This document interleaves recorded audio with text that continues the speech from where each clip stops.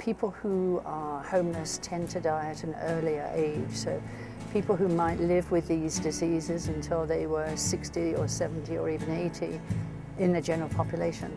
With our homeless friends, they tend to die in their 40s and 50s.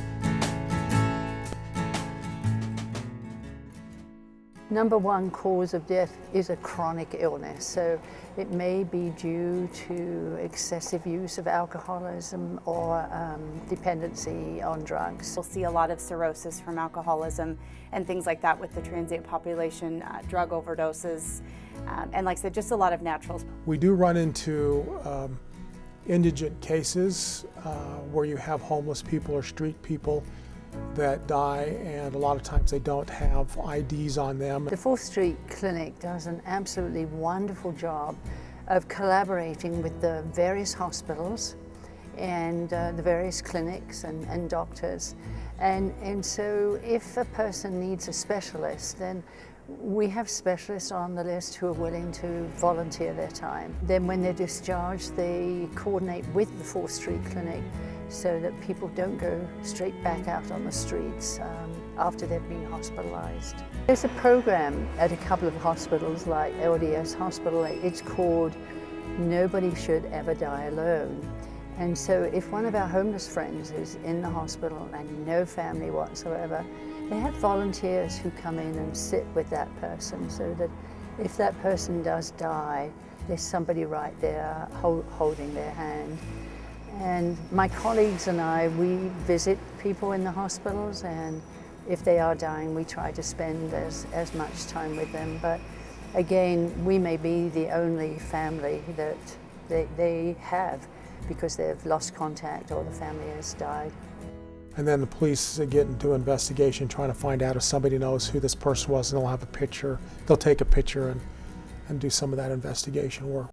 If the research has been done and we cannot find next of kin or anybody that claims, what the counties do, the state doesn't do it, but the counties have individual authorities, and it's part of their budgets that they pass with their county budgets. But if we have an unclaimed body, they've gone through the searches and have not been able to find next of kin, then we fill out some paperwork as far as that, you know, John Doe, dates of death and causes of death and things like this, and we'll have them certified, the Office of the Medical Examiner or one of their agents.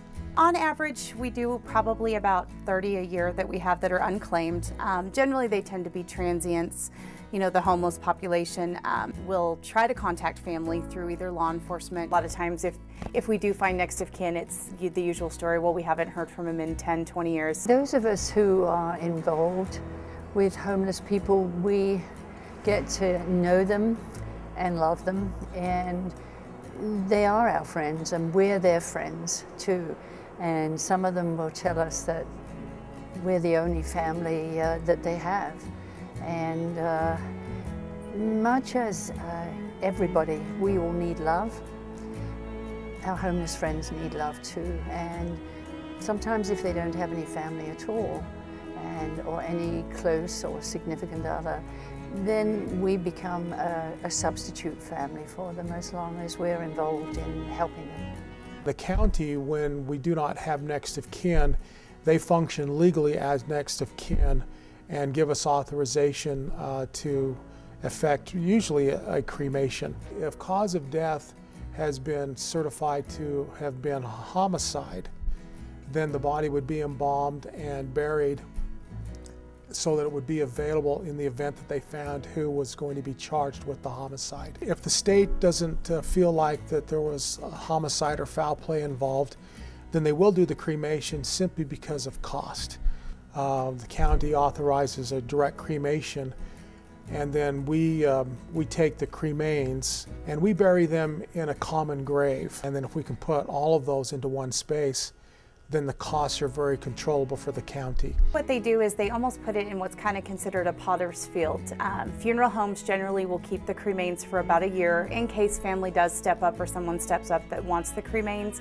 And then they kind of go to almost like a mass burial out in a field. They are still marked so that we can still, know exactly where it is that the cremains were buried. But yeah, they can hold hundreds and hundreds because it's just the small amount of cremains. The purpose of the funeral, in general terms or basic terms, the funerals are for the living.